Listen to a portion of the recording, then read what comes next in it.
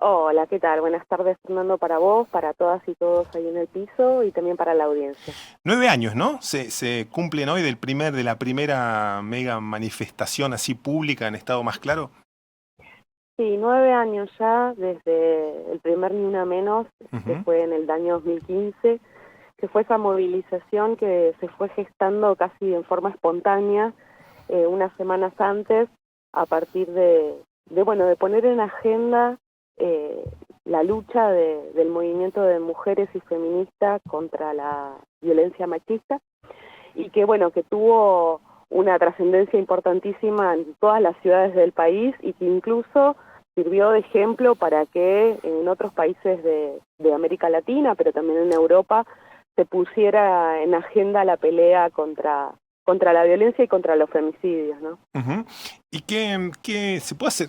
Viste, la palabra que nos viene enseguida es balance, ¿no? Pero digo, ¿cómo estábamos en aquel entonces? ¿Cómo estamos ahora? ¿Cuáles son las peleas que hay que seguir dando?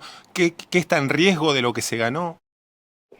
Bueno, hay mucho de todo esto. Cuando se acercan este tipo de fechas es inevitable, como vos decías, hacer un balance y pensar, bueno, qué pasó del 2015 a esta parte, ¿no? Ujú. Y si uno pudiera ver las cifras, las estadísticas, se toma nota de que lamentablemente los números no dejaron de crecer, ¿no? Ni en número, ni en regularidad, ni en brutalidad incluso, y que año tras año, durante estos 9 años, la cifra de femicidios no bajó de 300 en todo el país Ujú. durante el año, con lo cual estamos hablando cerca de un femicidio por día, ¿no? En el año.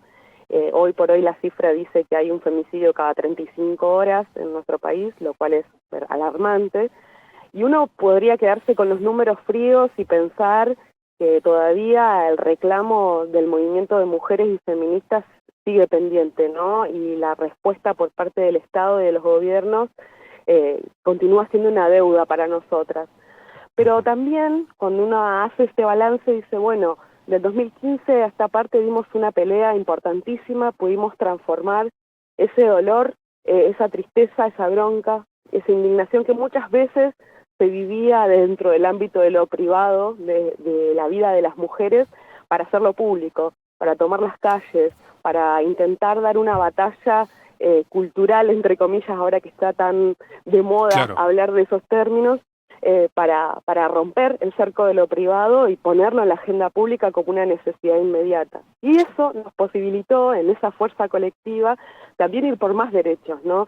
Peleamos el derecho al aborto legal, seguro y gratuito, producto también de ese Ni Una Menos, ¿no? Ujú. Así que para nosotras es un balance que seguimos denunciando la responsabilidad del Estado, pero por otro lado creemos que hemos ganado en cuestionar una subjetividad que estaba absolutamente naturalizada y poner en la agenda también a la ofensiva a las mujeres y las diversidades sexuales, ¿no? Ujú. Y se puede establecer alguna mirada, digo, respecto de cómo el Estado siguió esos discursos, esas iniciativas, esas proclamas, por un lado, y cómo la sociedad los entiende y los va elaborando y asimilando. ¿Hay algo que es ecuánime entre uno y otra estamento? Digo, ¿el Estado va más adelante o más atrás respecto de lo que pasa en la calle? ¿Se puede hablar? Me imagino que es un poco impreciso establecer un parámetro así, pero digo, ¿qué es lo que se siente en la calle y lo que ven ustedes en las charlas, en los debates, bueno, cuando van a una escuela, cuando van a instituciones?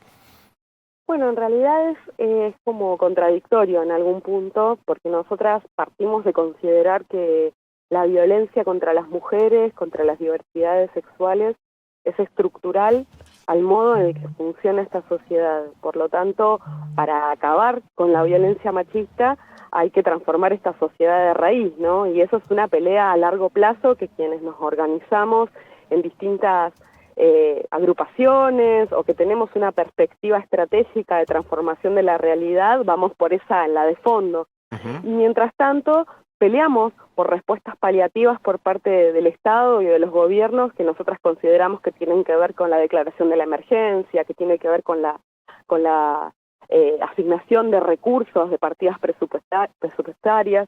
Bueno, lamentablemente hemos visto en estos 9 años cómo también nuestra pelea impactó en los distintos estamentos del gobierno, ¿no? Y hemos tenido muchas veces discursos demagógicos de los gobiernos que utilizaron nuestra pelea para lavarse la cara en algún punto, porque profundamente, si uno ve y analiza los presupuestos que se han destinado gobierno tras gobierno para paliar las situaciones de violencia contra las mujeres, esto sigue siendo ínfimo, y en relación a la magnitud de la problemática y a la magnitud de la pelea que vinimos dando a las mujeres, ¿no? Y también, por otro lado, sabemos que, por supuesto, cada pelea, cada acción tiene su reacción, y hemos visto durante estos primeros 6 meses del gobierno de Javier Milei cómo se está organizando también la reacción contra este movimiento, ¿no? Hemos visto cuestionado nuestro derecho al aborto, el derecho a la educación sexual integral, el lenguaje inclusivo, y bueno, y ahora, llegando a su punto más alarmante, preocupante y de bronca, que ha sido lo que ha ocurrido en Barracas con este triple femicidio, lesbicidio, en donde, bueno, a partir de la formulación de discursos de odio desde el Estado, envalentona a cierto sector de la sociedad que va contra quienes elegimos una orientación sexual distinta, contra quienes utilizamos el lenguaje inclusivo, quienes peleamos por la libertad de las mujeres en todos sus aspectos, ¿no? Entonces, me parece que en ese sentido es más que nunca necesario redoblar la fuerza del movimiento de mujeres, porque ha demostrado que es muy poderoso y que se ha metido también, como vos decías, en todas las instituciones, en todos los lugares, en donde, bueno, quizás hace 9 años atrás hacer un chiste entre comillas, digo, pasaba desapercibido, hoy se cuestiona, y entonces me parece que también eso es ganancia y lo hemos podido ir imponiendo con nuestra fuerza, ¿no? Sí, creo que sí, a título de compartirte experiencia particular, digo, me parece que sí, yo tengo una hija, digamos, desde la niñez comienzan a plantear esas preguntas y esas diferencias respecto de que se dan en el lenguaje, ¿no? Desde ya, que es una de las formas, digo, en el lenguaje, en el plano familiar, estas cosas como se suelen hablar, las inquietudes, las preguntas, las respuestas, los cuestionamientos de los viejos usos del lenguaje también, de los chistes que vos mencionabas, digo, todo eso que, bueno, nosotros por ahí estamos transitando todavía ese camino de aprendizaje y de asimilación, al margen de estar en absoluto de acuerdo con bueno, la mirada de las mujeres, básicamente respecto de la crítica de este tiempo. Pero me parece que sí, todo esto para decirte que son las nuevas generaciones que están impulsando, como bien saben, parte de los cambios más sustanciales, ¿no?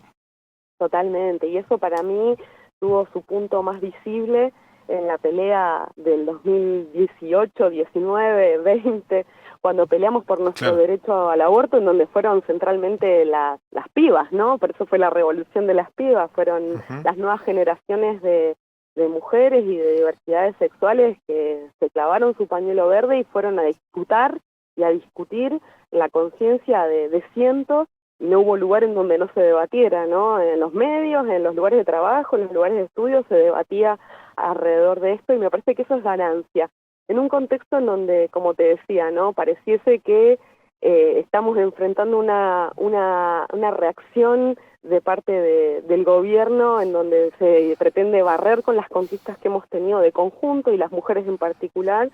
Entonces me parece que más que nunca hay que fortalecer esa pelea. Yo recordaba que hablamos justamente con vos para el 8 de marzo, me parece, y hablábamos, ¿no? De que Milei, justo ese día, el gobierno de Milei había anunciado el cambio de nombre del Salón de las Mujeres. Exacto, ahora me acuerdo. Y entonces decíamos, ¿no? Parece algo que puede ser menor, pero bueno, va gestando un sentido de común que va contra los derechos que hemos conquistado y que nos ha costado ganar, ¿no? Claro, bueno, yo hablaba del lenguaje un poco, tiene que ver con eso, con el poder simbólico también de esos cambios que vos retomás de esa charla anterior que hemos tenido. Estamos hablando y estamos haciendo esta entrevista y leo, mientras pispeo, a ver qué está pasando, a ver qué me estoy perdiendo y qué no quiero que se pierda mi audiencia, y obviamente noticia de magnitud del último fin de semana, el triunfo en México de Claudia Sheinbaum, que ganó por amplio margen. Estamos en esa dualidad del mundo, ¿no? Y todo el tiempo, ¿no? Y me parece que eso que vos mencionás, no sé si usaste el término pelea o debate o disputa, pero estamos más que nunca en ese terreno de disputa, de guerra cultural, como se dice también, ¿no? Bueno, al mismo tiempo tenemos al margen, me imagino que estás en las antípodas del pensamiento. Yo he manifestado mis posiciones contrarias también acá, y por eso te lo pregunto. Digo, tenemos una vicepresidenta como Victoria Villarroel. Digo, las mujeres también avanzando al margen de su espectro ideológico o su mirada del mundo, también en esos espacios de poder, es parte de lo que se estuvo consiguiendo en ese momento también, ¿no? Sí, totalmente. Tiene que ver con trascender las demandas individuales o lo que hablábamos al inicio de la entrevista, ¿no? Uh-huh. La privacidad para aparecer con fuerza en la vida pública. Y después, por supuesto, nosotras tenemos claridad de que bueno, las mujeres en general nos compartimos ser víctimas, entre comillas, de la opresión de este sistema social, pero que bueno, que en esa opresión la clase nos divide, ¿no? Y la pertenencia a la clase trabajadora o a la clase que gobierna en contra de nuestros propios intereses también define una posición cuando uno ocupa esos lugares de poder también, ¿no? Claro. Entonces, desde ese lugar para nosotros es claro poder también identificar la pertenencia de clase como parte identitaria de este movimiento, ¿no? Claro, claro que sí. Julieta, la marcha, contanos un poco el recorrido y la convocatoria. Bueno, ahora ya estamos saliendo para allá, vamos a empezar a concentrar a partir de las 17 horas para movilizar a partir de alrededor de las 18. Vamos a concentrar en el monumento, vamos a marchar por la ciudad de Neuquén, pasaremos por la catedral, por la Casa de Gobierno y finalizaremos con un acto en el monumento a San Martín. Así que aprovechar la instancia para las y los que están escuchando puedan sumarse también. Seguramente va a ser así. Julieta, muchísimas gracias por el tiempo, que tengas buena tarde. No, por favor, muchas gracias a vos por el espacio. Un abrazo. Un abrazo.